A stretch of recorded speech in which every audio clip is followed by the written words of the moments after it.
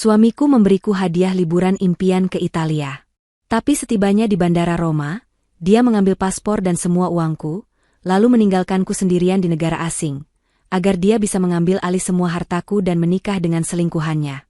Dia mengira aku akan menjadi gelandangan. Dia salah besar. Karena, sebelum ceritanya dimulai, silahkan tulis di kolom komentar dari daerah mana saja teman-teman yang menonton cerita ini. Jangan lupa like dan subscribe agar channel ini bisa semakin berkembang dan bisa mempersembahkan cerita yang lebih menarik lagi. Kehidupan Luna adalah definisi dari ketenangan dan kemapanan. Sebagai seorang wanita berhijab yang memegang teguh nilai-nilai kesopanan, ia menjalani hari-harinya di sebuah rumah mewah yang berdiri kokoh di kawasan elit Jakarta. Rumah itu bukan sekadar tempat tinggal, melainkan peninggalan berharga dari almarhum ayahnya. Seluruh aset yang ia miliki, dari portofolio saham hingga deposito miliaran rupiah, adalah murni warisan keluarganya. Luna tidak pernah sombong akan kekayaannya. Ia justru dikenal dermawan dan lembut hati. Namun, kelembutan hatinya ini seringkali berbatasan dengan kenaifan. Ia memandang dunia dengan kacamata positif, meyakini bahwa semua orang pada dasarnya baik. Dan di pusat dunianya, berdiri seorang pria yang ia puja melebihi apapun, Andika, suaminya. Andika adalah sosok pria yang tampak sempurna di mata siapapun. Tampan, karismatik, dan luar biasa perhatian. Setiap pagi, Andika selalu memastikan Luna memulai harinya dengan senyuman. Ia akan membuatkan teh hangat, memujinya, dan mendengarkan setiap cerita Luna dengan penuh minat. Bagi Luna, Andika adalah anugerah terindah. Ia merasa menjadi wanita paling beruntung di dunia, dicintai begitu dalam oleh suami yang ia anggap sebagai pelindungnya. Luna menyerahkan banyak urusan finansial dan administratif kepada Andika, percaya sepenuhnya bahwa suaminya akan mengelola semuanya dengan baik. Ia tidak pernah tahu bahwa di balik setiap senyum hangat dan pelukan erat itu, Andika menyimpan agenda tersembunyi yang begitu gelap dan terencana. Suatu sore yang cerah, ketika Luna baru saja menyelesaikan tadarusnya di musola pribadi rumah mereka, Andika pulang lebih awal dari biasanya. Wajahnya memancarkan kebahagiaan yang tak biasa. Ia memeluk Luna dari belakang, sebuah gestur yang selalu berhasil membuat Luna merasa aman. "Sayang, aku punya kejutan terbesar dalam hidupmu," bisik Andika. Luna berbalik, hijabnya yang berwarna pastel bergoyang pelan. Matanya yang teduh menatap suaminya dengan penuh tanda tanya. Andika lalu mengeluarkan 2 buah tiket pesawat dan sebuah map berisi dokumen pemesanan hotel. "Kita akan ke Italia," seru Andika. Mata Luna langsung terbelalak, dipenuhi binar haru yang tak tertahankan. Italia. Negara yang selalu ia impikan sejak kecil. Roma, Venesia, Florence. "Mas Andika ini serius?" tanya Luna, suaranya bergetar menahan tangis bahagia. "Tentu saja, sayang. Aku sudah mengurus semuanya. Visa, hotel bintang 5, tur pribadi. Kamu pantas mendapatkan ini semua. Kamu sudah menjadi istri yang terlalu baik untukku. Anggap ini hadiah kecil atas semua kesabaran dan cintamu." Luna tak bisa berkata-kata lagi. Ia memeluk suaminya erat, air matanya membasahi kemeja Andika. Ia sama sekali tidak menyadari bahwa semua biaya perjalanan mewah ini dibayar menggunakan kartu kredit Black Card tak terbatas miliknya sendiri, yang ia percayakan sepenuhnya kepada Andika. Bagi Luna, ini adalah bukti cinta suaminya yang tak terhingga. Persiapan keberangkatan berlangsung cepat dan penuh antusiasme. Luna sibuk memilih pakaian mana yang akan ia bawa, membayangkan dirinya berjalan di jalanan Roma yang bersejarah. Sementara Luna sibuk dengan euforianya, Andika sibuk dengan tahap akhir rencananya. 3 hari sebelum keberangkatan, Andika menghampiri Luna yang sedang melipat pakaian di kamar mereka. Ia membawa setumpuk dokumen tebal. Wajahnya dibuat sedikit cemas, seolah sedang memikirkan banyak hal penting. "Sayang, ada beberapa dokumen administrasi terakhir yang harus kamu tanda tangani sebelum kita berangkat," katanya dengan nada serius. Luna yang sedang bersemangat, hanya mengangguk kecil. "Dokumen apa, Mas?" "Hanya dokumen standar, kok," jawab Andika, suaranya begitu meyakinkan. "Ini asuransi perjalanan kita, lalu ini beberapa formulir kesehatan untuk kedutaan, dan yang ini hanya surat kuasa sementara." Luna berhenti melipat. "Surat kuasa? Untuk apa?" Andika tersenyum menenangkan, senyum yang selalu meluluhkan hati Luna. "Ini hanya formalitas, sayang. Agar selama kita berdua di luar negeri, aku bisa tetap mengelola beberapa urusan perbankan dan aset kita di Jakarta jika ada keadaan darurat. Misalnya, ada pembayaran tagihan penting yang macet, atau urusan bisnis mendadak. Kalau tidak ada surat kuasa ini, Bank bisa membekukan sementara karena kita tidak ada di tempat. Ini hanya berlaku selama kita pergi, kok. Pengacara bilang ini prosedur standar untuk orang yang bepergian lama. Luna teringat Pak Hendra, pengacara kepercayaan almarhum ayahnya. Pak Hendra selalu berpesan agar Luna tidak pernah menandatangani apapun tanpa membacanya dengan teliti. Namun, kali ini, yang meminta adalah Andika, suaminya. Pria yang ia percayai dengan segenap jiwa raganya. Meragukannya terasa seperti sebuah dosa. Oh, begitu ya? Ya sudah, mana yang harus aku tanda tangani? Andika dengan sigap membuka lembar demi lembar, menunjuk langsung ke bagian garis putus-putus di bagian bawah setiap dokumen. Di sini, dan di sini. Luna mengambil pena dan tanpa membaca satu kata pun dari isi dokumen tersebut, ia membubuhkan tanda tangannya. Ia tidak tahu bahwa ia baru saja menandatangani surat kuasa mutlak yang palsu, memberikan Andika wewenang penuh untuk menjual, memindahtangankan, dan melikuidasi seluruh aset atas namanya, termasuk rumah mewah yang sedang ia tinggali. Hari keberangkatan pun tiba. Mereka terbang dengan kelas bisnis, menikmati segala kemewahan yang ada. Luna merasa seperti seorang ratu. Sepanjang perjalanan, ia tidak henti-hentinya bersyukur. Ia memandang keluar jendela, melihat hamparan awan putih di bawah langit biru. Perasaannya begitu ringan dan bahagia. Andika meraih tangannya, menggenggamnya dengan erat. Luna menoleh dan tersenyum pada suaminya. "Terima kasih, Mas. Ini benar-benar seperti mimpi," ucap Luna tulus. Andika membalas senyumannya, namun matanya menatap Luna dengan cara yang berbeda. "Ini akan jadi perjalanan terbaik dalam hidup kita, sayang. Aku janji," katanya. Luna bersandar di bahu Andika, menutup matanya dengan damai. Jika saja ia melihat lebih teliti, ia akan menyadari tatapan mata Andika saat itu. Tatapan yang datar, dingin, dan penuh perhitungan. Sebuah tatapan predator yang sedang mengunci mangsanya, tepat sebelum ia menerkam. Pesawat mendarat mulus di Bandara Internasional Fiumicino, Roma. Udara Italia yang hangat, meski sedikit lembab, menyambut mereka begitu pintu pesawat terbuka. Luna merasakan gelombang antusiasme yang luar biasa. Jantungnya berdebar kencang. Akhirnya, ia menginjakkan kaki di negara impiannya. Ia menggandeng lengan Andika dengan erat saat mereka berjalan menyusuri koridor bandara yang panjang. Suara pengumuman dalam bahasa Italia yang tidak ia mengerti, keramaian orang yang berlalu lalang dengan berbagai bahasa, dan papan-papan penunjuk arah yang asing, semua itu membuatnya sedikit pusing sekaligus terpesona. Ia merasa kecil, namun aman karena Andika ada di sampingnya. Ia sepenuhnya bergantung pada suaminya yang tampak begitu tenang dan menguasai situasi. Mereka melewati imigrasi tanpa masalah. Andika yang memegang kedua paspor mereka, berbicara dengan petugas menggunakan bahasa Inggris yang fasih.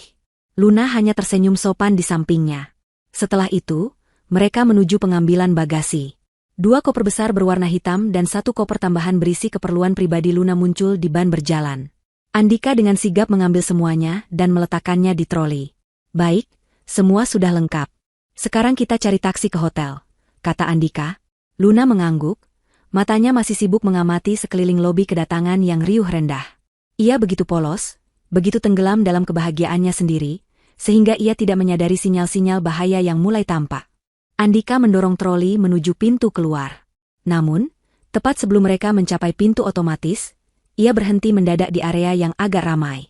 Ia menoleh ke arah Luna dengan ekspresi yang dibuat seolah baru teringat sesuatu. "Aduh, sayang, aku lupa. Kita butuh SIM card lokal biar bisa internetan dan komunikasi. Aku juga kebelet mau ke toilet dari tadi di pesawat," katanya. Luna menatapnya. "Oh, iya, Mas. Mau aku temani?" Andika menggeleng cepat. "Tidak usah. Kamu tunggu di sini saja sama koper-koper ini. Biar aku cepat. Toilet dan kios SIM card sepertinya ada di sebelah sana," ujarnya sambil menunjuk ke arah keramaian di sisi lain lobi. Luna mengangguk patuh. "Baiklah, Mas. Aku tunggu di sini."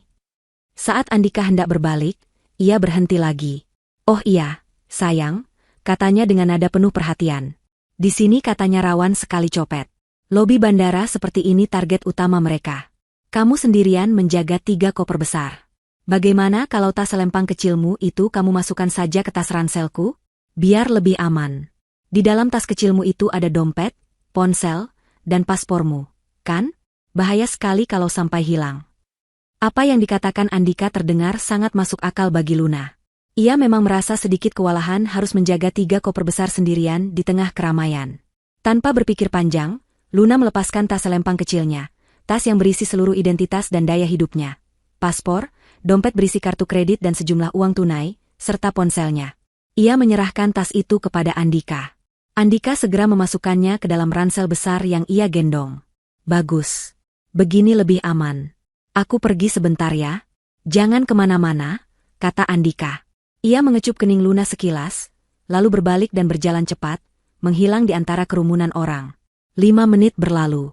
Luna menunggu dengan sabar. Ia memandangi orang-orang yang baru tiba, membayangkan cerita di balik setiap wajah. 10 menit. Ia mulai merasa sedikit gelisah. Ia membetulkan letak hijabnya yang terasa sedikit miring. 15 menit. Kios SIM card dan toilet seharusnya tidak selama itu. Luna mulai mengedarkan pandangannya ke arah yang tadi ditunjuk Andika. Tidak ada tanda-tanda suaminya akan kembali. 20 menit. Jantungnya mulai berdebar sedikit lebih cepat. Ia mencoba meyakinkan dirinya sendiri bahwa mungkin antreannya sangat panjang. 30 menit. Kaki Luna mulai terasa pegal. Rasa antusiasmenya berganti menjadi cemas. Ia kini berdiri kaku di samping tumpukan koper, merasa seperti pajangan yang aneh. 45 menit. Kecemasan itu berubah menjadi bibit kepanikan. Kemana Andika? Apa dia tersesat? Apa terjadi sesuatu padanya? Luna ingin bergerak mencarinya, tapi ia tidak bisa meninggalkan 3 koper besar itu begitu saja. Ia juga tidak punya ponsel untuk menghubunginya. Ia tidak punya apa-apa. 1 jam. Luna sudah diambang tangis. Orang-orang di sekitarnya silih berganti, tetapi ia tetap di sana, mematung seperti tiang. Ia menyadari sesuatu yang mengerikan. Ia sendirian. Benar-benar sendirian di negara asing. Tanpa uang sepeser pun. Tanpa dokumen identitas apapun. Tanpa ponsel. Dan yang paling menakutkan, ia tidak bisa berbicara satu patah kata pun dalam bahasa Italia. Ia bahkan tidak tahu nama hotel tempat mereka seharusnya menginap, karena Andika yang mengurus semuanya. 2 orang petugas keamanan bandara, Polizia, yang sedari tadi mengamatinya dari kejauhan, akhirnya menghampirinya. Mereka melihat seorang wanita berhijab yang tampak kebingungan, berdiri terlalu lama di samping tumpukan bagasi. Signora, sapa salah satu petugas. Luna terkejut. Ia menatap mereka dengan mata yang sudah berkaca-kaca. Miss Cusi, parla inglese? Do you speak English? Tanya petugas itu dengan aksen kental. Luna mengangguk cepat. Suami saya, my husband. Dia pergi ke toilet 1 jam lalu dan belum kembali, jelas Luna dengan suara bergetar. Petugas itu saling berpandangan. Signora, bisa kami lihat dokumen Anda? Paspor? Tanya petugas kedua. Dan disinilah kenyataan pahit itu menghantam Luna. Saya tidak punya, bisik Luna. Paspor saya, ada di suami saya. Wajah kedua petugas itu langsung berubah serius. Seorang wanita tanpa dokumen di bandara internasional adalah masalah besar.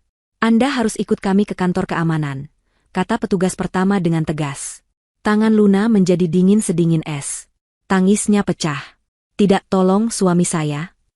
Ia mencoba melawan saat petugas itu mulai memegang lengannya dengan sopan namun tegas. Saat itulah, dalam keputusasaannya, mata Luna menangkap sebuah pemandangan di kejauhan. Di seberang lobi, di dekat area keberangkatan domestik, ia melihat sosok yang sangat ia kenali. Andika. Suaminya ada di sana. Dia tidak tersesat.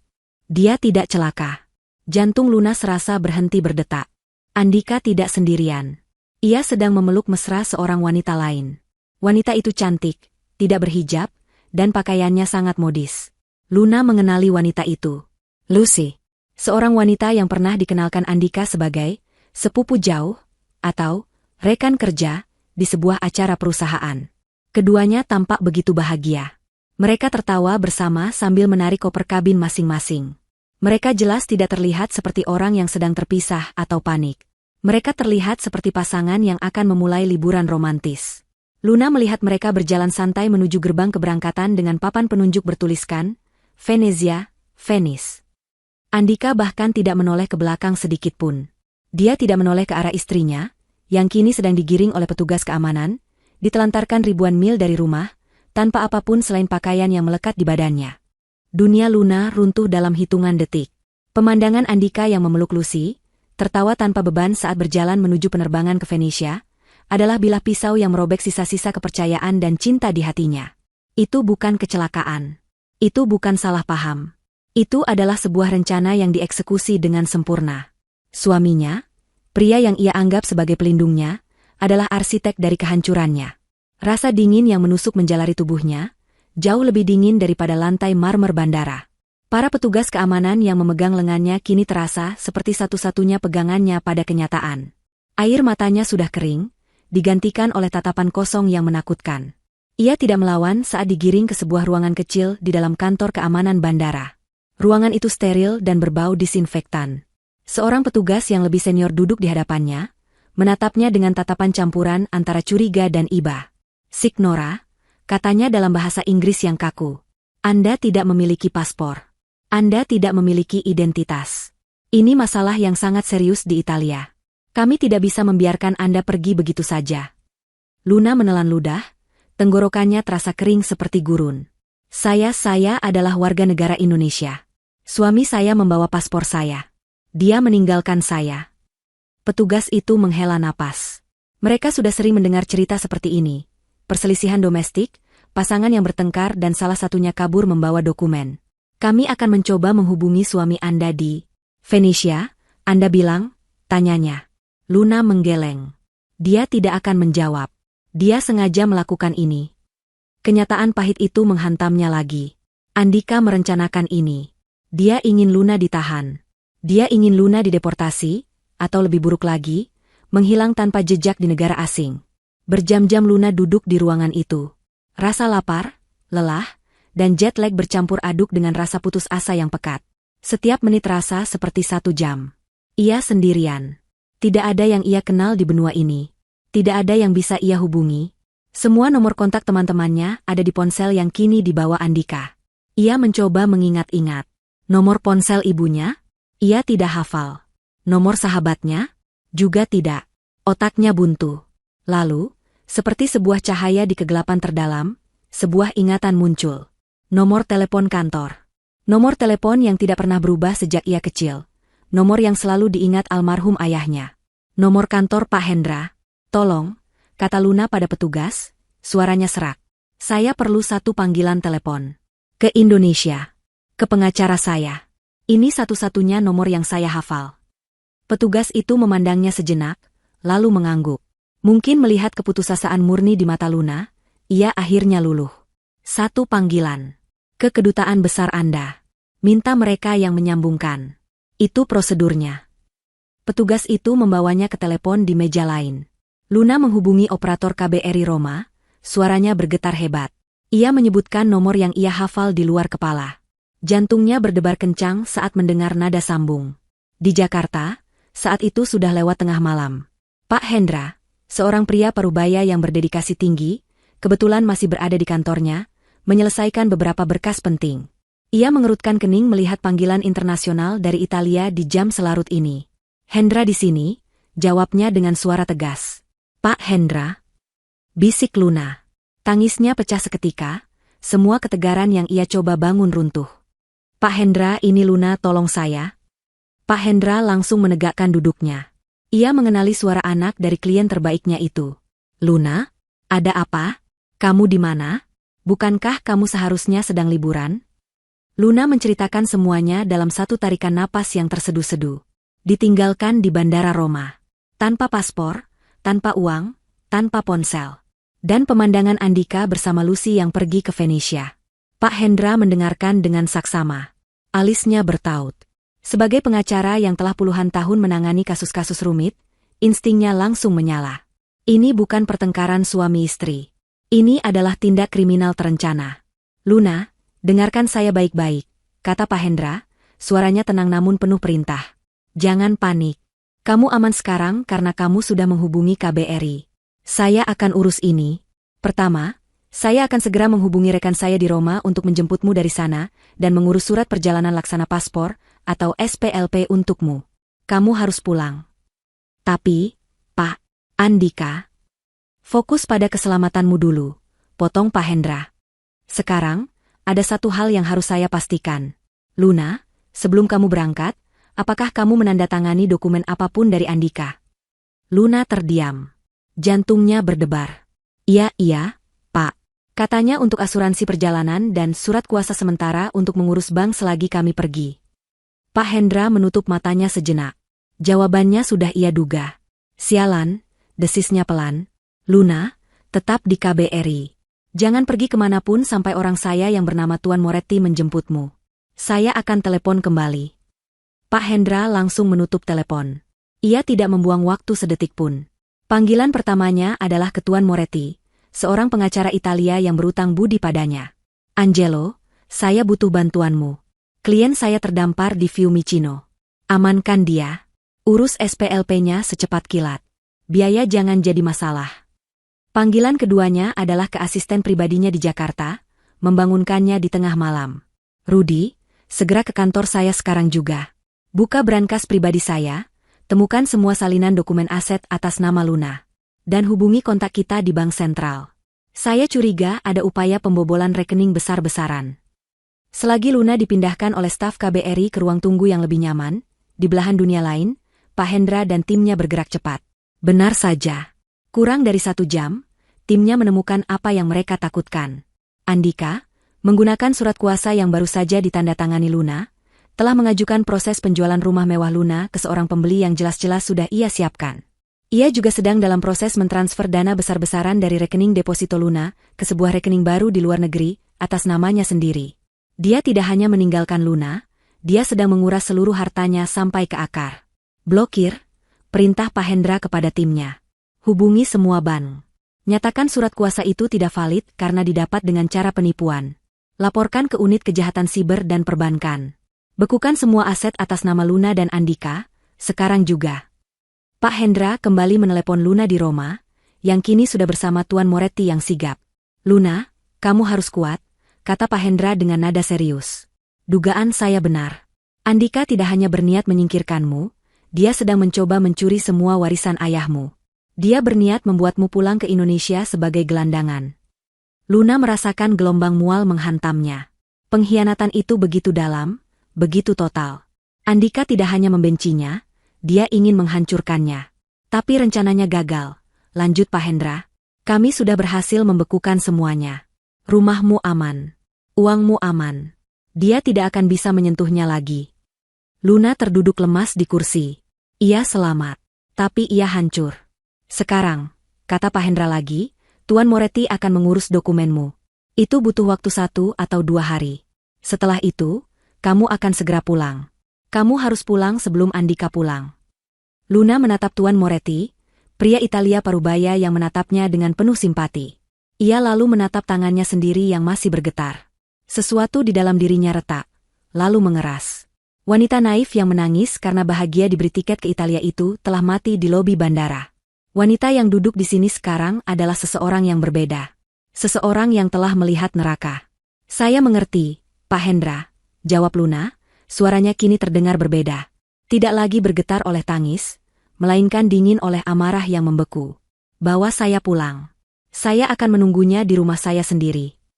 Kontras dengan neraka yang dialami Luna di Roma, Andika dan Lucy sedang berada di surga buatan mereka. Setelah mendarat di Venesia, mereka langsung menaiki taksi air pribadi yang telah dipesan Andika. Mereka menyusuri kanal besar, tertawa dan berpelukan, sementara bangunan-bangunan kuno Venesia meluncur melewati mereka. Lucy, wanita cantik yang materialistis itu, bersandar di bahu Andika, matanya berbinar melihat kemewahan di sekelilingnya. Ini luar biasa, Dika. Aku tidak percaya kita benar-benar melakukannya, desahnya. Andika tersenyum puas. Ia merasa seperti dewa. Rencananya berjalan tanpa celah. Tentu saja kita berhasil. Sayang, aku sudah bilang, kan? Kecerdasan mengalahkan segalanya. Dan Luna, dia itu bodoh. Terlalu bodoh untuk kebaikannya sendiri. Mereka tiba di sebuah hotel mewah bintang 5 yang menghadap langsung ke Laguna. Kamar suite yang mereka tempati adalah yang termahal. Begitu masuk, Lucy langsung berlari ke balkon, merentangkan tangannya seolah ingin memeluk seluruh kota. Andika membuka sebotol sampanye mahal dari minibar, yang tentu saja akan dibayar menggunakan kartu kredit tak terbatas milik Luna. Ia menuang 2 gelas dan menyusul Lucy ke balkon. Untuk kita, kata Andika, mengangkat gelasnya. Gelas mereka beradu. Untuk kita, balas Lucy. Dan untuk akhir dari si wanita berhijab yang membosankan itu. Aku tidak sabar menyingkirkannya selamanya. Apa yang akan terjadi padanya sekarang? Tanya Lucy, sambil menyesap sampanye. Dia sendirian di Roma. Tanpa apa-apa. Menurutmu apa yang akan dia lakukan? Andika tertawa remeh. Apa yang bisa dia lakukan? Paling-paling dia akan menangis di bandara. Lalu dia akan ditahan petugas. Dia tidak bisa bahasa Italia. Dia tidak punya siapa-siapa. Dia akan dideportasi sebagai imigran gelap, atau berakhir di panti sosial. Itu akan memakan waktu berminggu-minggu, mungkin berbulan-bulan. Lucy tersenyum. Dan selama itu, lanjut Andika, memotong ucapan Lucy dengan seringai licik, aku akan memainkan peranku sebagai suami yang berduka. Aku akan pura-pura menelepon KBRI, melapor dia hilang. Aku akan menangis. Sementara itu, di Jakarta, surat kuasa yang dia tanda tangani itu sedang bekerja. Pengacaraku sedang dalam proses menjual rumahnya. Semua uangnya sedang kupindahkan ke rekening rahasiaku di Swiss. Saat kita pulang 3 hari lagi, semuanya sudah selesai. Kita akan jadi miliarder. Lucy memeluknya erat. Kamu benar-benar jenius. Sayang, aku mencintaimu. Aku juga mencintaimu, balas Andika. Tapi matanya menatap ke cakrawala Venesia. Pikirannya sudah melayang pada tumpukan uang. Cinta tidak ada hubungannya dengan ini. Ini adalah bisnis. Lucy hanyalah bonus. Piala yang lebih cantik untuk dipajang daripada Luna yang kuno. Mereka menghabiskan 2 hari berikutnya dalam kemewahan absolut. Mereka berbelanja gila-gilaan di butik-butik desainer. Lucy membeli tas, sepatu, dan perhiasan yang harganya bisa untuk membeli mobil. Andika membeli beberapa jam tangan mewah. Setiap kali kartu kredit Luna bergesekan dan transaksi disetujui, rasa kemenangan Andika semakin membuncah. Dia merasa tak terkalahkan. Dia adalah penguasa alam semesta. Pada malam kedua, mereka makan malam di restoran paling eksklusif di Venesia, di sebuah meja yang menghadap langsung ke jembatan Rialto yang bermandikan cahaya. Ini adalah puncak perayaan mereka. Sambil menunggu hidangan penutup, Andika mengeluarkan laptopnya. Ada satu hadiah lagi untukmu, sayang, katanya pada Lucy. Matanya berbinar. Aku akan menyelesaikan pembelian apartemen mewah di Jakarta atas namamu. Hadiah kecil untuk merayakan awal hidup baru kita. Andika dengan percaya diri masuk ke portal perbankannya. Ia sudah menyiapkan transfer dana besar dari rekening utama Luna untuk melunasi pembelian itu. Ia mengisi semua detailnya, tersenyum pada Lucy, lalu menekan tombol konfirmasi transfer. 1 detik, 2 detik. Roda pemrosesan berputar di layar. Lalu, sebuah kotak merah muncul. Transaksi ditolak, dana tidak mencukupi atau rekening dibekukan. Senyum di wajah Andika membeku. Apa ini? Gumamnya. Tidak mungkin tidak cukup.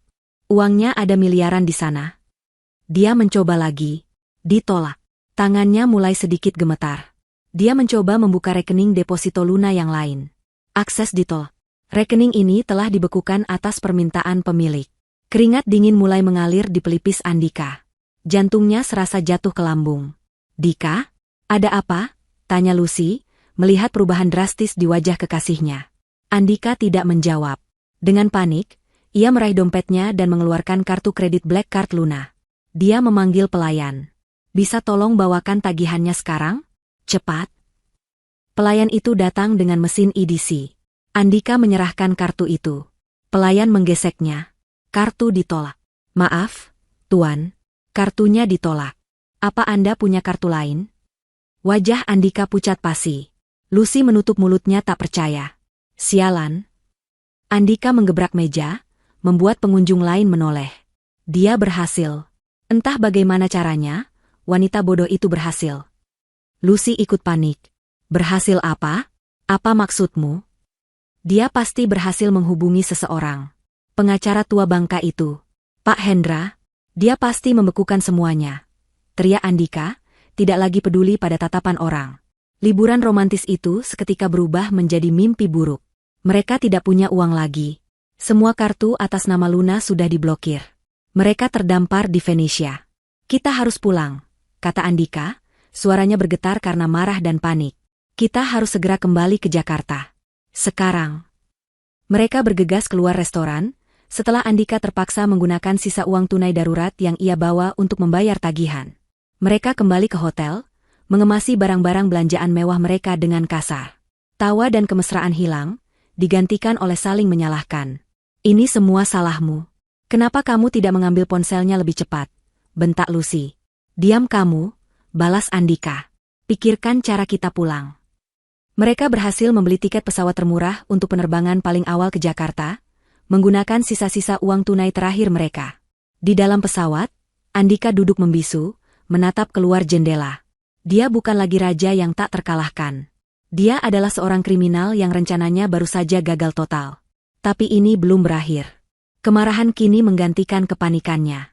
Tunggu saja, Luna, desisnya pada kegelapan di luar jendela. Kamu pikir kamu bisa mengalahkanku? Kamu pikir kamu bisa mengambil kembali rumah itu? Saat aku sampai di Jakarta, aku akan membuatmu menyesal telah dilahirkan. Dia sama sekali tidak tahu bahwa Luna, yang kini memegang SPLP di tangannya, sudah berada di pesawat lain, terbang mendahuluinya. Dan, rumah, yang ia tuju itu sudah bersiap menyambut kepulangannya dengan cara yang tidak pernah ia duga. Tuan Moretti adalah seorang profesional sejati. Pria Italia bertubuh tinggi dan berpakaian rapi itu bekerja dengan efisiensi yang senyap. Ia tidak banyak bertanya, Pak Hendra jelas sudah memberinya gambaran besar. Dalam waktu kurang dari 36 jam, sebuah waktu yang terasa seperti rekor, Tuan Moretti berhasil mengurus semua dokumen darurat. Ia mengantar Luna ke KBRI untuk wawancara dan pengambilan foto, dan keesokan harinya, sebuah surat perjalanan laksana paspor, SPLP, berwarna hijau muda sudah ada di tangan Luna. Dokumen itu terasa berat, bukan karena bobot kertasnya, tapi karena bobot kenyataan yang diwakilinya. Itu adalah tiketnya untuk pulang, sekaligus monumen pengkhianatan suaminya. Selama menunggu, Tuan Moretti memastikan Luna aman di sebuah wisma yang berafiliasi dengan kedutaan. Ia tidak sendirian, tapi ia merasa lebih kesepian daripada kapanpun dalam hidupnya. Di kamar wisma yang sederhana namun bersih itu, Luna akhirnya memiliki waktu untuk berpikir. Selama 36 jam itu, ia tidak menangis lagi. Rasa kaget dan putus asa yang ia rasakan di bandara telah mengkristal menjadi sesuatu yang lain. Sesuatu yang dingin, keras, dan berat di dalam dadanya. Itu adalah amarah. Amarah yang murni dan membeku. Ia memutar ulang setiap kenangan tentang Andika di kepalanya. Senyumnya, perhatiannya, kata-kata cintanya. Sekarang ia melihat semuanya dengan kacamata yang baru. Semua itu palsu. Setiap pelukan adalah kebohongan. Setiap pujian adalah manipulasi. Pria yang ia nikahi tidak pernah ada. Yang ada hanyalah seorang predator berdarah dingin yang telah mengincarnya. Mungkin sejak awal mereka bertemu. Ia teringat saat Andika pertama kali dikenalkan padanya oleh seorang rekan bisnis almarhum ayahnya. Andika begitu mempesona, begitu sopan. Ia teringat bagaimana Andika begitu cepat akrab dengan ibunya, memenangkan hati semua orang. Ia teringat bagaimana Andika menatapnya dengan penuh puja, membuatnya merasa seperti satu-satunya wanita di dunia. Semua itu adalah akting. Sebuah pertunjukan panjang yang bertujuan hanya pada satu hal, harta warisannya. Ia teringat Lucy. Wanita yang diperkenalkan sebagai sepupu jauh dalam sebuah makan malam. Luna ingat ia merasa sedikit cemburu saat itu, melihat cara Andika tertawa lepas bersama Lucy. Tapi Andika menenangkannya. Dia sudah seperti adikku sendiri. Sayang, jangan konyol. Adik, kebohongan itu sekarang terasa begitu kotor di benaknya. Pengkhianatan itu bukan hanya soal uang. Itu soal harga diri. Andika telah mengambil kepolosannya, kepercayaannya, dan meremukannya di bawah sepatu bot. Dia tidak hanya ingin mencuri dari Luna. Dia ingin melenyapkannya. Meninggalkannya sebagai gelandangan di negara asing, tanpa identitas, adalah hukuman mati yang lambat. Dia ingin Luna menghilang agar dia bisa dengan bebas berpesta di atas reruntuhan hidupnya. Pikiran itu membuat rahang Luna mengeras. Tidak. Dia tidak akan membiarkan itu terjadi. Dia tidak akan memberi Andika kepuasan melihatnya hancur. Wanita naif yang terbang ke Italia dengan mimpi telah mati di Bandara Fiumicino. Yang akan pulang adalah seorang wanita yang datang untuk mengambil kembali apa yang menjadi haknya. Pak Hendra meneleponnya lagi melalui resepsionis Wisma. Luna, tiketmu sudah siap. Penerbangannya besok pagi. Ini bukan penerbangan langsung, kata Pak Hendra. Andika dan wanita itu, kami melacak mereka. Mereka baru saja memesan penerbangan panik kembali ke Jakarta. Sepertinya mereka sadar rekeningnya sudah diblokir. Penerbangan mereka akan transit di Singapura dan mendarat lusa sore. Luna mencengkeram gagang telepon. Penerbangan saya? Penerbanganmu akan transit di Dubai, Jelas Pak Hendra. Saya sengaja memesan rute ini. Kamu akan mendarat di Jakarta besok malam. Itu memberimu waktu hampir 18 jam penuh sebelum dia tiba. Kita sangat membutuhkan waktu itu untuk mempersiapkan penyambutannya. Jantung Luna berdebar. Bukan karena takut, tapi karena antisipasi. Saya mengerti, Pak. Terima kasih. Kamu kuat, Luna? Tanya Pak Hendra, suaranya melembut sejenak. Ayahmu akan sangat bangga padamu. Kata-kata itu hampir membuat pertahanannya runtuh. Tapi Luna menahannya. Saya kuat, Pak. Saya siap. Perjalanan pulang adalah sebuah kabut yang panjang. Luna duduk di kursi kelas ekonomi, diapit oleh orang asing. Dia tidak bisa tidur. Dia menatap keluar jendela ke hamparan awan, pikirannya setajam pisau. Dia bukan lagi korban. Dia adalah pemburu. Dia memikirkan rumahnya. Rumah yang dibangun ayahnya. Rumah tempat ia dibesarkan. Rumah yang coba dirampas Andika darinya. Dia tidak akan menyerahkan rumah itu. Ketika pesawat akhirnya mendarat di Bandara Soekarno-Hatta, Jakarta terasa berbeda. Udara malam yang lembab dan familiar terasa seperti tamparan di wajah. Tapi kali ini, itu adalah tamparan yang menyadarkan. Dia tidak lagi pusing. Dia tidak lagi terpesona. Dia fokus. Dia berjalan melewati imigrasi menggunakan SPLP-nya, sebuah proses yang memakan waktu sedikit lebih lama, karena petugas harus melakukan verifikasi ekstra. Tapi Pak Hendra sudah mengantisipasinya. Sebuah surat pengantar resmi dari kantor pengacaranya, yang dikirim via faks ke otoritas bandara, melancarkan segalanya. Begitu ia keluar ke lobi kedatangan, ia tidak mencari-cari. Matanya langsung tertuju pada seorang pria berjas yang memegang papan nama kecil bertuliskan, klien BPK Hendra. Pria itu, asisten Pak Hendra, tidak berkata banyak. Dia hanya mengangguk hormat, mengambil koper kabin kecil yang dipinjamkan Tuan Moretti, dan membimbing Luna ke sebuah mobil sedan hitam yang menunggu di area penjemputan premium. Tidak ada yang menjemputnya selain orang suruhan itu. Tidak ada pelukan. Tidak ada tangis. Hanya kesunyian yang efisien. Di dalam mobil, ia hanya menatap keluar jendela. Jalanan Jakarta di waktu malam, yang dulu terasa menenangkan, kini tampak seperti medan perang. Langsung ke kediaman Anda, Ibu Luna? Tanya sopir itu. Luna memejamkan matanya sejenak, mengumpulkan seluruh kekuatannya. Ya, Pak. Kita pulang ke rumah saya. Saat mobil itu melaju menembus malam, Luna tahu apa yang harus ia lakukan. Dia tidak akan beristirahat.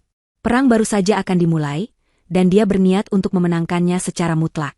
Mobil sedan hitam itu meluncur mulus melewati gerbang utama komplek perumahan mewah tempat tinggal Luna. Jantungnya berdebar sedikit lebih kencang saat melihat rumahnya sendiri menjulang di depan mata.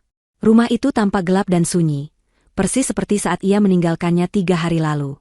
3 hari yang terasa seperti 3 dekade. Sopir itu membukakan pintu untuknya. Pak Hendra sudah menunggu Anda di dalam. Bu, katanya pelan. Luna mengangguk. Dia melangkah keluar dari mobil, menarik napas dalam-dalam. Udara malam terasa berat. Dia berjalan menyusuri jalan setapak menuju pintu utama. Dia tidak perlu kunci. Saat dia mendekat, pintu itu terbuka. Pak Hendra berdiri di ambang pintu. Wajahnya tampak lelah namun tegas. Di usianya yang hampir 60 tahun, pria itu masih memancarkan aura otoritas yang kuat. Selamat datang kembali, Luna, katanya dengan nada formal, namun matanya memancarkan kelegaan yang tulus. Mari, kita tidak punya banyak waktu. Luna melangkah masuk ke dalam rumahnya. Aneh rasanya. Semuanya sama persis. Aroma melati samar-samar dari pengharum ruangan, lukisan besar di lobi, lantai marmer yang dingin. Tapi bagi Luna, rumah ini terasa asing. Ini bukan lagi surga yang aman. Ini adalah benteng yang harus ia pertahankan. Dia mengikuti Pak Hendra ke ruang kerjanya yang luas, yang biasanya jarang ia masuki. Ruangan itu telah berubah menjadi pusat komando. Ada 3 orang lain di sana yang tidak ia kenali. Luna, kenalkan, kata Pak Hendra. Ini Pak Rizal dan timnya. Beliau adalah auditor forensik terbaik di negara ini. Dan ini adalah Inspektur Irawan dan rekannya dari kepolisian, unit kejahatan properti dan siber. Luna mengangguk kaku pada mereka. Inspektur Irawan, seorang pria bertubuh tegap dengan tatapan tajam, maju selangkah. Ibu Luna, saya turut prihatin atas apa yang menimpa Anda. Tapi saya harus katakan, saya juga kagum dengan ketenangan Anda. Kami di sini untuk memastikan keadilan ditegakkan. Pak Rizal, pria berkacamata yang tampak lebih seperti akademisi, menunjuk ke layar laptopnya yang menampilkan diagram-diagram rumit. Kami sudah bekerja sejak Pak Hendra menghubungi kami kemarin. Ibu beruntung. Kami berhasil menghentikan semuanya tepat waktu. Seberapa parah kerusakannya? Tanya Luna, suaranya mantap. Andika sangat licik. Jelas Pak Rizal. Surat kuasa palsu yang ibu tanda tangani itu dibuat dengan sangat profesional. Dia menggunakannya untuk mengajukan penjualan rumah ini ke perusahaan cangkang yang ternyata didirikan atas nama Lucy, selingkuhannya. Dia mencoba menjual rumah ibu ke selingkuhannya sendiri dengan harga jauh di bawah pasar, agar bisa segera dilikuidasi.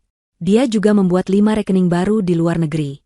Dia sudah berhasil memindahkan hampir 1 miliar rupiah dari rekening giro ibu, sebelum kami berhasil membekukan semuanya. 1 miliar. Uang untuk bersenang-senang di Venesia. Luna merasakan gelombang mual, tapi ia menahannya. Secara hukum, posisinya bagaimana, Pak Hendra? Tanya Luna, beralih ke pengacaranya. Hancur, jawab Pak Hendra singkat. Kami punya semua buktinya. Surat kuasa palsu, jejak digital transfer ke rekening Lucy, data pemesanan tiket mereka ke Venesia, dan yang terpenting, kesaksian ibu. Ini bukan hanya kasus perdata. Ini pidana murni. Penipuan terencana, pemalsuan dokumen, pencucian uang, dan yang akan saya tekankan di pengadilan nanti, percobaan pembunuhan dengan cara penelantaran yang membahayakan nyawa. Inspektur Irawan mengangguk setuju. Bukti digitalnya kuat. Tapi yang kami butuhkan sekarang adalah paku terakhir di peti matinya. Kami ingin menangkapnya basah. Saat dia masuk rumah ini, dia masih berpikir rencananya berhasil. Dia panik karena rekening diblokir, tapi dia pasti berpikir dia masih bisa menguasai rumah ini. Apa rencananya? Tanya Luna. Kami akan berada di sini saat dia tiba, kata Inspektur Irawan. Kami sudah memasang beberapa kamera dan alat perekam audio tersembunyi di ruang tamu dan lobi. Tim saya dan Pak Rizal akan berada di ruang kerja ini, memantau. Pak Hendra akan bersama kami. Lalu saya di mana? Anda adalah umpannya, Bu, kata Inspektur Irawan. Kami ingin Anda berada di ruang tamu. Biarkan dia masuk. Biarkan dia melihat Anda. Reaksinya saat melihat Anda sudah kembali dengan selamat adalah bukti kunci. Biarkan dia bicara. Biarkan dia mengancam, atau memohon, atau apapun. Biarkan dia mengakui perbuatannya sendiri. Saat dia sudah cukup membongkar kejahatannya, atau jika dia mencoba bertindak fisik, kami akan segera keluar dan menangkapnya. Luna menatap mata inspektur itu. Menjadi umpan. Duduk di ruangan yang sama dengan pria yang mencoba menghancurkannya. Pria yang ia cintai dengan buta. Dia akan tiba besok sore, sekitar jam 4, kata Pak Hendra. Kuncinya masih berfungsi. Kami sengaja tidak mengganti kunci gerbang atau pintu depan. Biarkan dia masuk seolah ini masih rumahnya. Dia harus merasa nyaman sebelum kita menjatuhkannya. Luna mengangguk pelan. Baik, saya akan melakukannya. Malam itu, Luna tidak tidur di kamar utamanya. Kamar itu, tempat ia berbagi ranjang dengan Andika, terasa menjijikan. Ia tidur di kamar tamu di lantai bawah. Ia tidak benar-benar tidur. Lebih tepatnya hanya memejamkan mata, mengumpulkan kekuatan. Keesokan harinya, sepanjang pagi dan siang, rumah itu dipenuhi aktivitas senyap. Tim Pak Rizal memastikan semua alat perekam berfungsi. Tim Inspektur Irawan memeriksa semua jalur keluar masuk. Luna sendiri menghabiskan waktu di musola kecilnya. Dia tidak berdoa untuk memohon keajaiban. Dia berdoa untuk memohon kekuatan. Kekuatan untuk menghadapi iblis yang pernah ia sebut sebagai suami.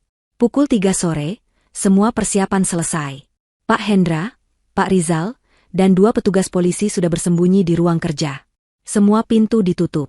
Rumah itu kembali sunyi. Luna berjalan ke kamar mandi. Ia mandi, berwudu, lalu berganti pakaian. Ia tidak memakai daster atau pakaian rumah yang biasa ia kenakan saat menunggu Andika pulang kerja. Ia memilih kaftan sutra terbaiknya, berwarna biru tua yang elegan. Ia memakai hijabnya dengan rapi. Ia memoles sedikit riasan tipis, hanya agar tidak terlihat pucat.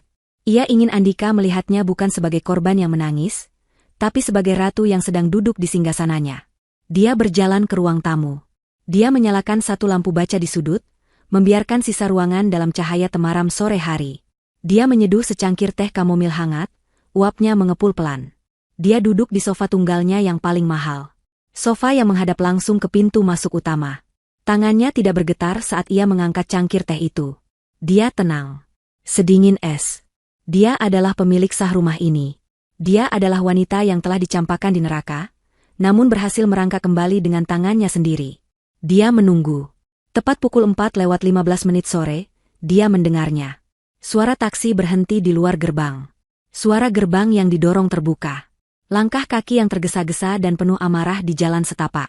Lalu, suara kunci dimasukkan ke lubang pintu depan. Kunci itu berputar. Pintu utama berderi terbuka. Sosok Andika muncul di ambang pintu, membawa koper kabinnya.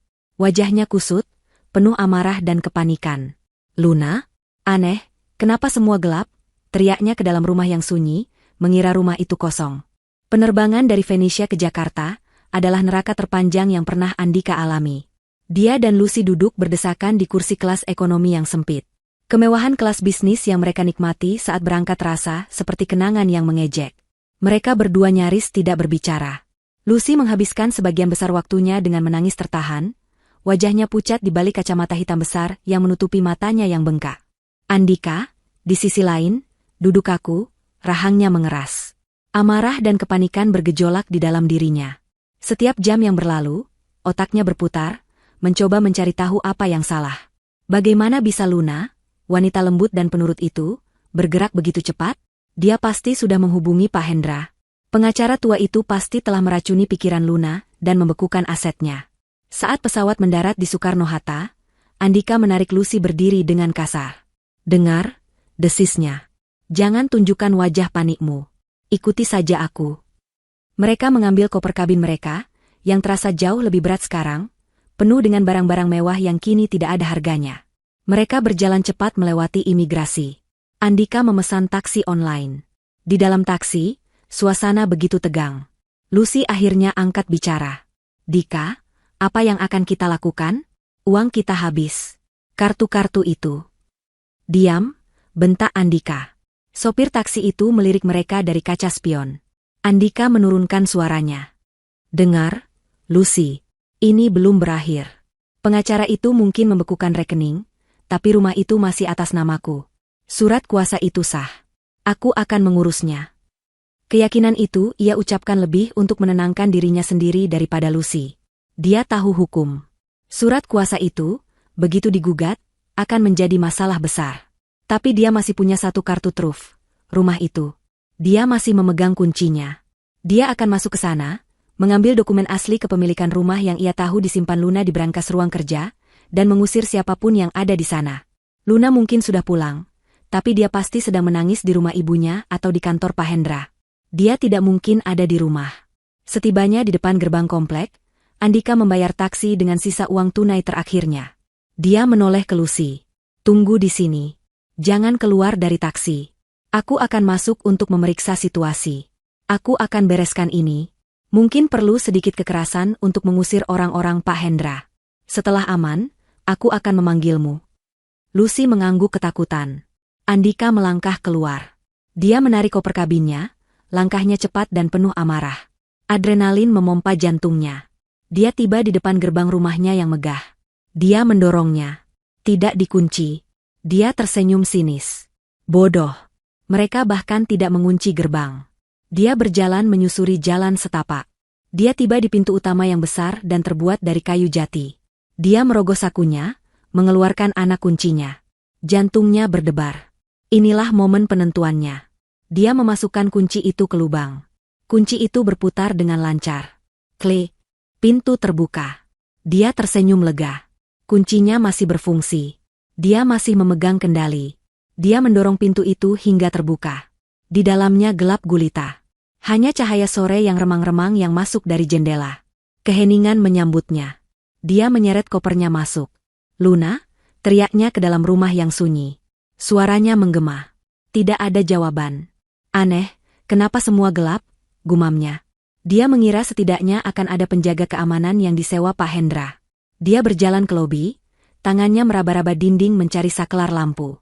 Dia menemukannya. Jari-jarinya menekan saklar itu. Klik. Lampu gantung kristal di ruang tamu menyala seketika, menerangi seluruh ruangan dalam cahaya yang benderang. Jantung Andika serasa berhenti berdetak. Seluruh darah di wajahnya seolah surut. Di sana, di sofa tunggal yang menghadap langsung ke arahnya, duduk Luna. Dia tidak menangis. Dia tidak terlihat ketakutan. Dia mengenakan kaftan sutra biru tua yang elegan, hijabnya tertata rapi. Di tangannya ada secangkir teh yang uapnya masih mengepul tipis. Dia menatap Andika dengan senyum yang tenang. Senyum yang paling mengerikan yang pernah Andika lihat. Koper kabin di tangan Andika terlepas, jatuh ke lantai marmer dengan suara keras. Tidak. Bisiknya, suaranya tercekat. Dia terhuyung mundur selangkah. Matanya terbelalak ngeri. Ini tidak mungkin.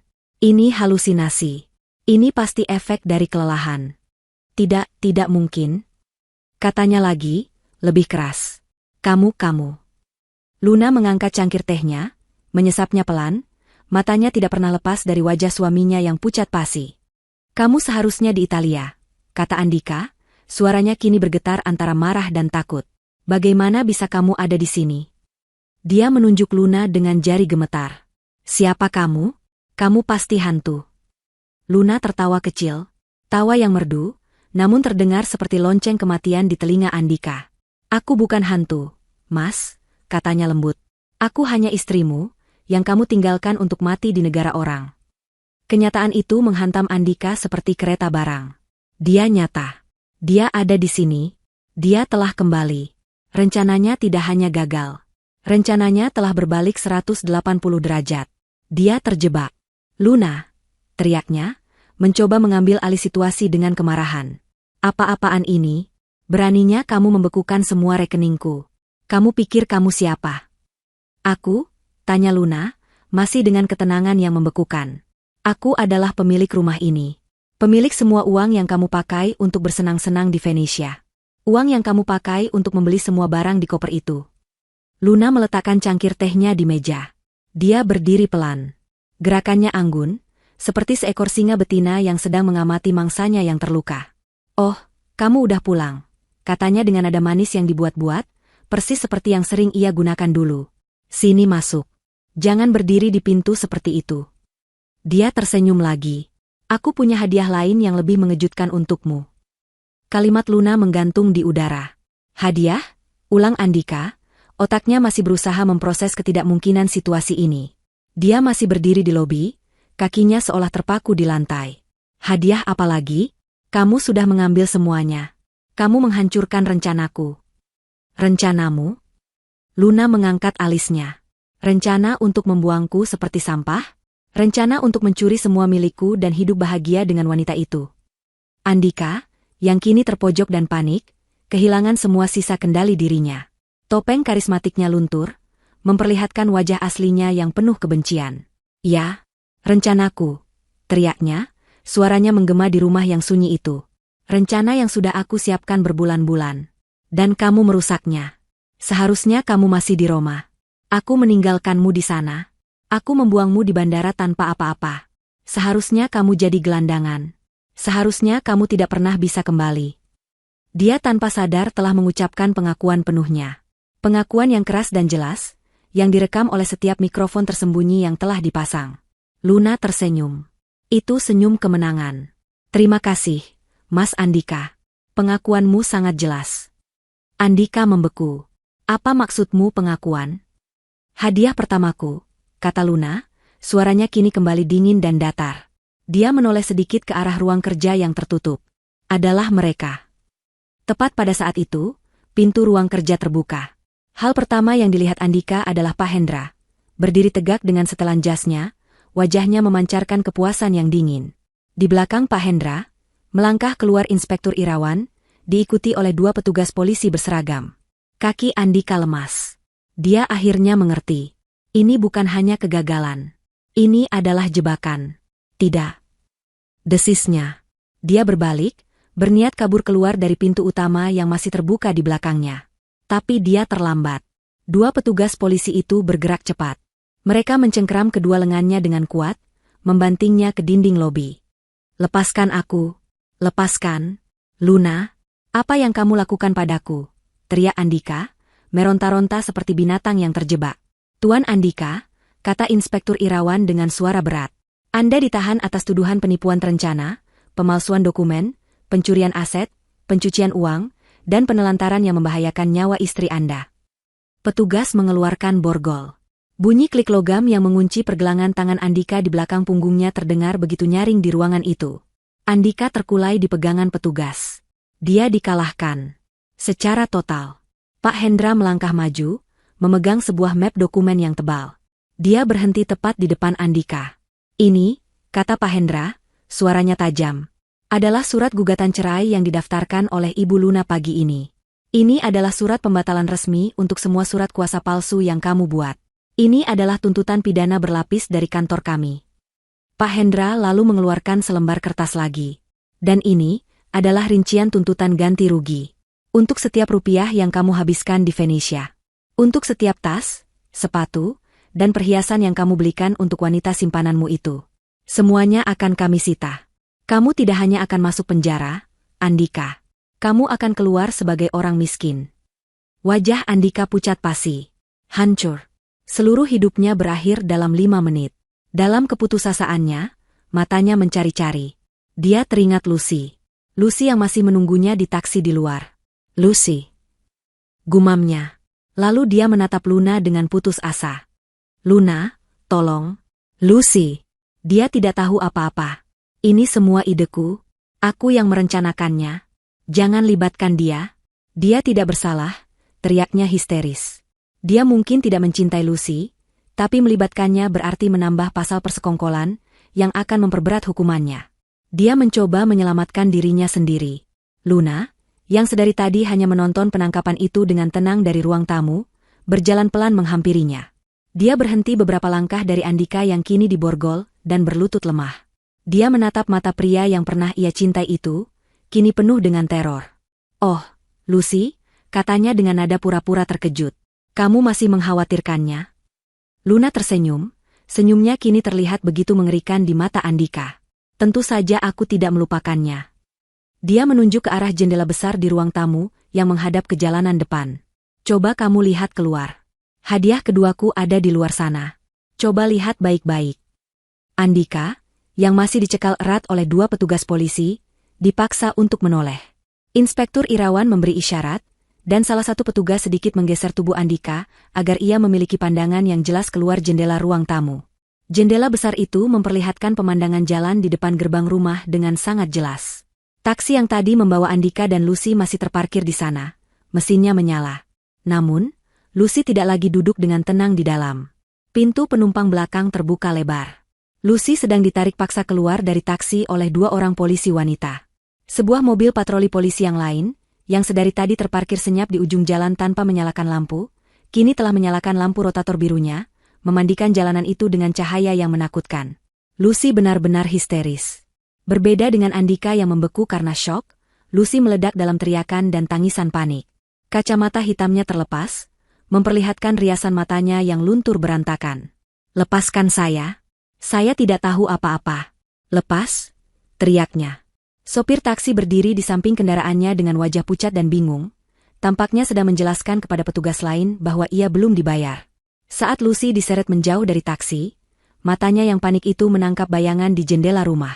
Dia melihat Andika, berdiri di dalam rumah, diborgol, dan sedang menatapnya.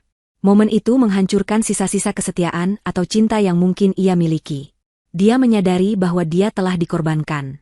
Andika, jeritnya, suaranya melengking tinggi menembus keheningan sore. Kamu bilang rencananya aman. Kamu bilang dia tidak akan bisa kembali. Kamu menjebakku. Ini semua idemu. Aku tidak mau masuk penjara. Kamu penipu. Kamu bilang kamu mencintaiku. Pengakuan Lucy, yang penuh amarah dan ketakutan itu, mengkonfirmasi keterlibatannya secara penuh sebagai kaki tangan. Dia bukan korban, dia adalah konspirator. Teriakan itu terdengar jelas sampai ke ruang tamu, di mana Inspektur Irawan mengangguk puas. Satu lagi bukti rekaman yang sempurna. Melihat Lucy yang histeris menyalahkannya, menunjuknya sebagai otak kejahatan, adalah pukulan kedua bagi Andika. Dia telah kehilangan hartanya, dan sekarang dia kehilangan satu-satunya sekutunya. Dia tidak punya siapa-siapa lagi. Seluruh dunianya, yang ia bangun di atas kebohongan, telah runtuh menimpanya. Dia terkulai dalam cengkraman petugas, tubuhnya gemetar hebat. Dia kini hanyalah seorang pria kalah yang menyedihkan. Dia memejamkan matanya, tidak sanggup lagi melihat pemandangan di luar. Dia tidak sanggup lagi melihat wajah Luna. Dia hanya ingin semua ini berakhir. Tapi Luna belum selesai. Dia akan diadili bersamamu, Mas, kata Luna, suaranya yang tenang membelah udara, memaksanya membuka mata. Dia akan bersaksi tentang semua yang kalian lakukan di Venesia. Dia akan menceritakan bagaimana kalian tertawa saat membayangkanku menjadi gelandangan di Roma. Kalian berdua akan menikmati hasil kerja keras kalian di dalam sel yang terpisah. Andika menggelengkan kepalanya. Cukup. Luna, hentikan kumohon, aku sudah kalah. Bisiknya, air mata kekalahan yang memalukan akhirnya mengalir di pipinya. Kalah? Luna berjalan mendekat, kini berdiri tepat di hadapannya. Dia menatap suaminya yang kini berlutut, di borgol, dan menangis. Tidak ada rasa iba sedikit pun di hatinya. Hanya rasa jijik yang dingin. Kamu pikir ini sudah selesai? Kamu pikir penjara adalah hukuman terburukmu? Andika mendongak, matanya yang merah menatap Luna dengan kebingungan. Apalagi? Apa yang lebih buruk dari ini? Dan hadiah terakhirku, bisik Luna, seolah sedang berbagi rahasia yang manis. Kamu sibuk merencanakan cara mencuri uangku. Kamu begitu fokus pada hartaku, sampai kamu lupa pada masalahmu sendiri. Kamu lupa bahwa bisnismu sendiri diambang kehancuran. Kamu lupa bahwa kamu punya utang di mana-mana. Wajah Andika semakin pucat, jika itu masih mungkin. Dia benar. Dia telah menggunakan sisa-sisa uang Luna sebelum diblokir, bukan hanya untuk liburan, tapi untuk menambal utang-utang bisnisnya yang menggunung agar fasadnya sebagai pengusaha sukses tetap terjaga. Selama aku terbang pulang dari Italia, lanjut Luna, suaranya setajam belati es, Pak Hendra tidak hanya menyiapkan penyambutan ini. Dia menugaskan tim auditornya untuk melacak semua keuanganmu.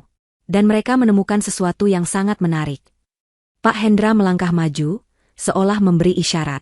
Tim kami menemukan bahwa Anda memiliki utang miliaran rupiah kepada belasan kreditur kecil dan rentenir, Tuan Andika, kata Pak Hendra dengan nada datar. Anda menjaminkan sisa-sisa saham perusahaan Anda yang tidak berharga itu. Mereka semua panik karena Anda menghilang dan tidak bisa dihubungi. Apa maksudnya ini? Tanya Andika, suaranya bergetar hebat. Luna tersenyum. Senyum terakhirnya malam itu. Senyum yang akan menghantui mimpi buruk Andika seumur hidupnya. Maksudnya, kata Luna, pengacaraku telah menghabiskan 2 hari terakhir untuk membeli semua utang-utangmu itu. Satu persatu. Dia membayar lunas semua krediturmu. Semua surat utangmu, semua jaminanmu, semua kegagalan bisnismu.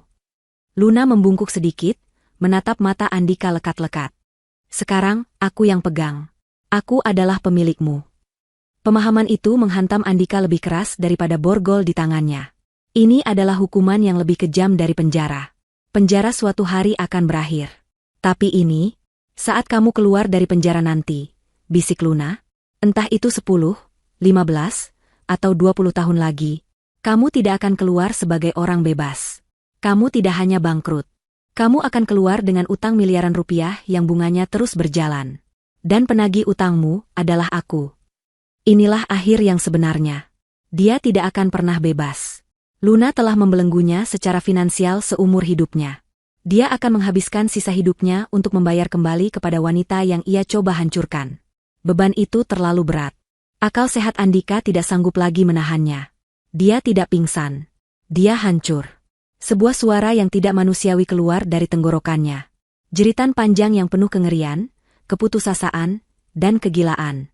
Dia meronta-ronta, bukan lagi untuk kabur, tapi dalam kejang mental.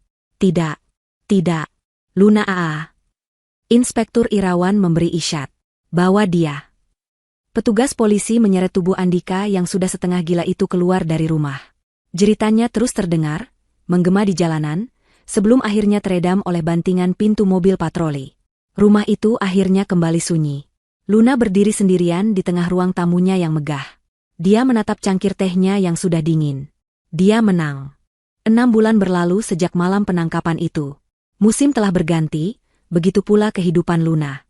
Pengadilan atas Andika dan Lucy menjadi berita utama nasional. Skandal seorang suami yang menelantarkan istrinya di luar negeri untuk merebut hartanya adalah santapan lezat bagi media. Tapi Pak Hendra, dengan keahliannya, berhasil melindungi privasi Luna. Persidangan berjalan relatif cepat. Bukti-buktinya tak terbantahkan.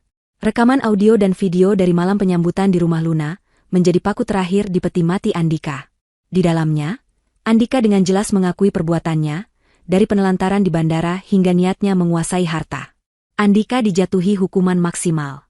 Kombinasi dari pasal penipuan terencana, pemalsuan dokumen, pencucian uang, dan yang terberat, pasal percobaan pembunuhan yang didakwakan oleh jaksa penuntut umum atas dasar penelantaran yang membahayakan nyawa, membuatnya divonis 20 tahun penjara. Dia kehilangan semua bandingnya. Wajahnya yang dulu tampan kini tampak tua dan hampa di balik seragam tahanan. Dia dinyatakan bangkrut total oleh pengadilan niaga.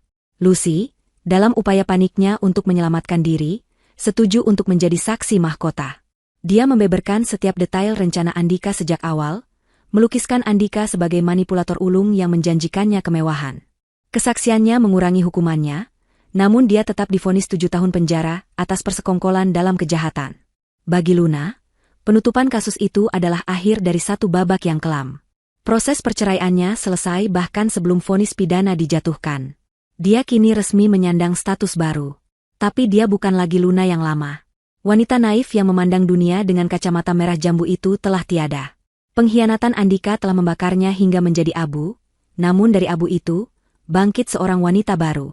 Seorang wanita yang tetap lembut dan santun dalam balutan hijabnya, namun kini memiliki intis keras baja. Dia tidak lagi menyerahkan urusannya pada orang lain. Dia kini terlihat hampir setiap minggu di kantor Pak Hendra, bukan sebagai klien yang bingung, melainkan sebagai mitra diskusi yang cerdas.